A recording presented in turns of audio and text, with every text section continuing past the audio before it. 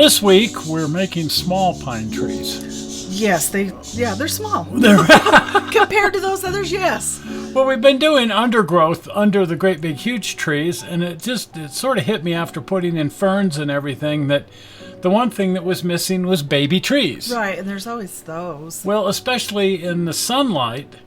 But they can't look like these trees, these big, gnarly, old trees with all kinds of dead growth and everything. A baby tree has a whole different look to it. Sort of like a child versus an adult. Exactly. One thing about old trees is they're full of open space and dead growth, and especially at the bottom, where younger trees go all the way to the ground. Yes. You don't see any space really. You can barely see the trunk. You can see it in a few places maybe, but the growth goes solid all the way to the ground, where on an older tree, the top half of the tree may be the only place that you see any vegetation. Just like when you get older and you're missing a few parts. Oh, and speaking of which, it changes color. Just like your hair and skin and everything changes, the trees get darker and dustier. Okay, as long as they don't go gray. They kind of do. They get that kind of darker, dustier, less bright green. Like a child versus an adult. We're not as bright. We're not as bright. Anyway, we've got a lot of these older trees on the layout, and these were all made by our friend Al Badham. Right. We've got about 30 of them. And they were all built this way. He would take a stick and then build them up one branch at a time using twisted wire branches and then Woodland Scenic's foliage to fill that in, leaving all kinds of open area and dead growth. If you're careful about it, the dead stuff at the bottom of the tree is really more interesting than the live stuff at the top. Anyway, we're fortunate enough to have about 30 of his trees on the layout. They take about a day a piece to make. So I worship our Al trees. But this is what we want to make now, are a whole bunch of these little baby trees. Right. And as looking at them, too, it occurred to me these would work in smaller scales if you kind of dressed them out a little bit differently. These are all going to be trimmed and dressed out to look like baby trees, but using the same technique, you could make these look more like older, gnarlier trees. Right. For use in a smaller scale. No reason why not. They're all based on bottle brush trees. Which basically, I don't like your basic bottle brush tree. Oh, they're horrible. They look like a bottle brush. Yeah, you can clean out your bottles with them. But it occurred to me, if you found a really good bottle brush and used that as just an armature and a jumping off point, and after shopping around, found these, I don't know how that's pronounced, Winomo? Undoubtedly Chinese, who knows? But this is what they look like straight out of the bag. Oh, okay. Now, the trunks are horrible, so you throw those away. But they already have a pretty decent look to them. They do, not bad. And as a jumping off point to use as an armature for making small trees, it struck me that this would be a really great and easy way to make up 50 or so baby trees. And they don't cost very much. No. 15 of them for only $13, a little over $13. Right. So that's 90 cents each. Less than $1 a piece. Yeah, so you could do a whole forest this way. Sure. Now, in our scale, the largest of them scales out to 61 inches. If we were using them in O scale, that would be 12 feet. Ooh. And so that's a little bigger tree, but still, they would work for that. They would. If you wanted to go HO scale at 22 feet, man, you'd really have to trim them out quite a bit. And in N scale, I think you'd pretty much have to chop away a whole bunch and sort of rethink the whole thing. I think so. But it could work. Right. Anything can work. But this is what I was thinking here. Start with the tree there on the right, and then have at it and cut away a bunch of growth and retrim it so it doesn't look like something off of Her Majesty's estate, and make it look a little bit more like a wild and woolly tree. In the forest. But but a nice young tree Yes. that's all full and grows all the way to the ground. And once you throw away the little plastic base, you can just poke it into your scenery, just drill a hole and stick the wire in there. So perfect. Nice. It also occurred to me that if you were using these as background trees behind your other trees, you could probably use them verbatim, straight out of the bag. I think so. As long as you kept other trees in front of them to kind of hide those and just make them into background trees, and or forced perspective. Right. Because these are the trees you made. Oh, they are. They're out of a pipe cleaner. They're really small. They're teeny. The biggest of these is less than half of an inch, but we've got that double layer effect on the backdrop, so we can do the sunset effect. And these look just great. They look like trees. They look like trees out there on the ridge, even though they're just these tiny little pipe cleaners about a half an inch long. So with forced perspective, you can get away with quite a bit. And I think these small trees could work also for forced perspective. I think so. Anyway, we're not trying to do a massive forest, although some people might want to do that on their railroad.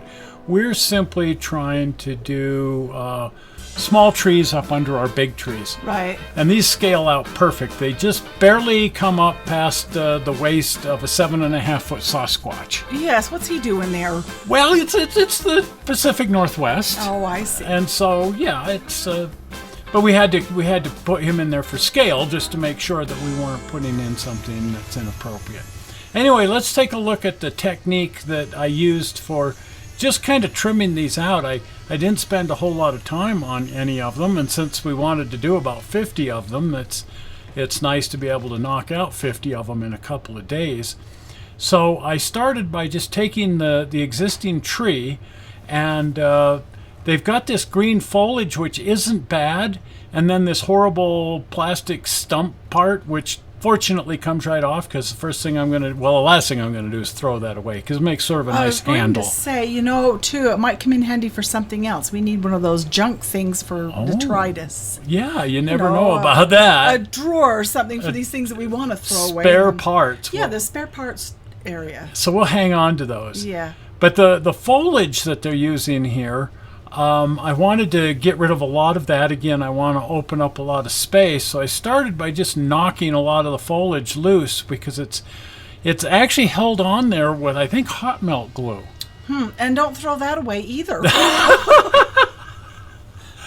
Well, it's kind of a challenge, because when you get down in toward the middle of the tree, you run into these big chunks of this glue.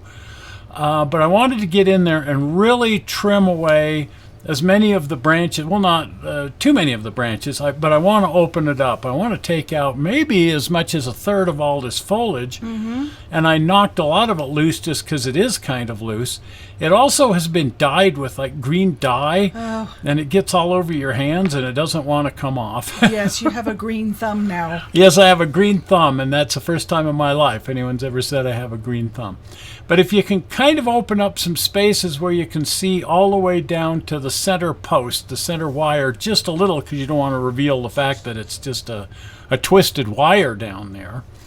But really take away, I on these larger trees, I took away about a third of all vegetation and foliage. And it just really improves the look. And then also just sort of randomizing it so it doesn't look like a finely trimmed tree on somebody's estate.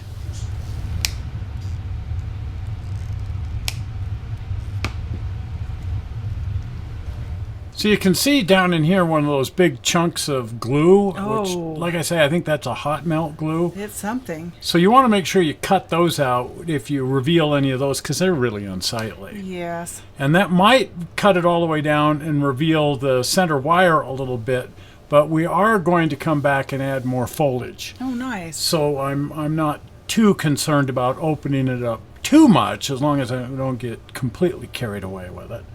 So if you do, then Charlie Brown can use it for a Christmas tree. That's right, the Christmas branch. But down here toward the bottom of the tree, I think it looks better if it's really open. And then toward the top half of the tree, what I'm doing here too is pulling the branches in a downward direction. because that gives a more natural look too. Because on a real tree, the lower branches droop, where the upper branches tend to stick more straight out. Right. And then not get too carried away in the upper half of the tree can leave a lot more of that vegetation intact. Just make it more irregular so that it doesn't look quite like something that escaped from somebody's estate. Or a topiary. Yeah, we wouldn't want that. No. It might look good on somebody's layout, but not on our logging layout. We don't need any pine tree elephants or anything like that.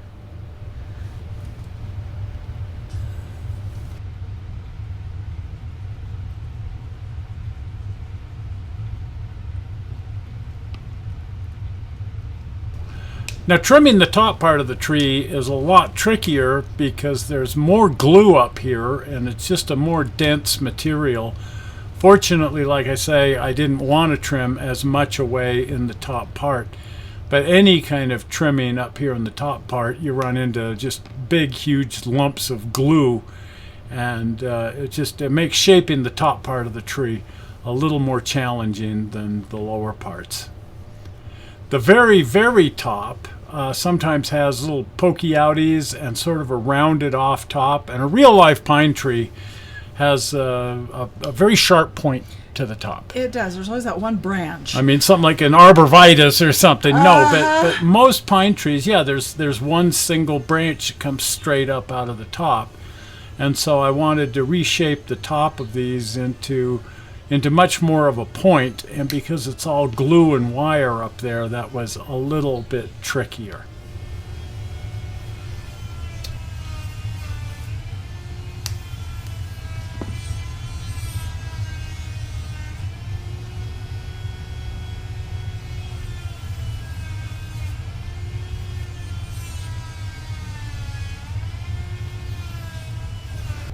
Okay, now keeping in mind that I'm going to be getting rid of the little bottom piece and just sticking the wire directly in the scenery, this is what the tree is looking like to this point. So there are places where I need to get in here and try to clean some of this glue out. Either that, or when I come back in with additional foliage, try to cover that glue up, because the glue chunks are rather unsightly. But that's starting to look pretty good. I like it. Yeah. Now this is the foliage that I'm going to use, because this is the same thing that Al used on the big trees. And again, it's a darker, sort of dustier color. They call it conifer green. But I wanted the colors to sort of match in with the larger trees while not completely getting rid of the bright green, because the small baby trees do tend to have a lot more of that brighter green. But taking off chunks of this Woodland Scenics conifer green foliage, and then being careful to not fill in those open areas. So by working in circles around the tree, go around the tree, sort of like hanging garland. I was going to say, you're decorating a Christmas tree, basically. Exactly. So I want to add foliage to the outer parts of the branches where they're sticking out, and cover up any glue. And then just kind of work this down into the branch parts while leaving the center of the tree as open as humanly possible, because then that looks better.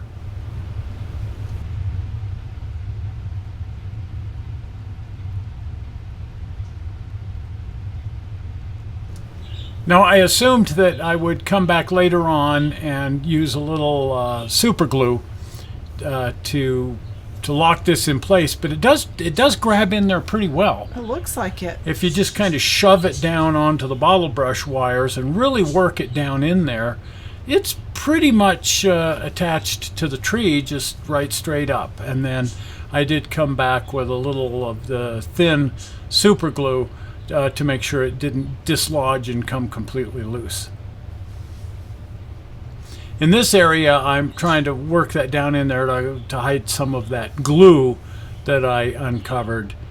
So in some places, there's a bit more of a large chunk of this foliage, just to cover up some of the imperfections of the bottle brush tree. Right. Mostly the glue. The glue parts. The glue parts.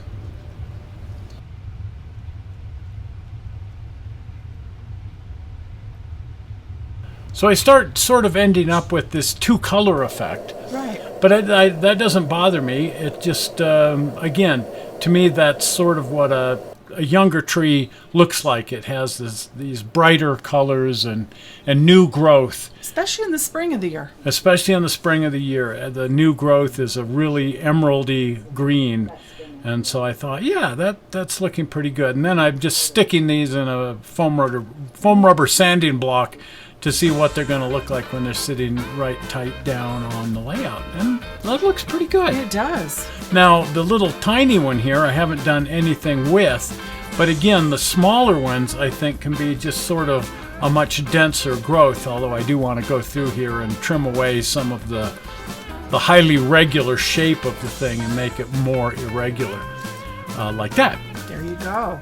But that, I think, looks a lot like a small tree. You'd expect to see that on a Christmas tree lawn. Right, exactly. Or out in the field. Or yeah, that's Yeah. like, I don't know, an 8-year-old tree, something like that, a much younger tree.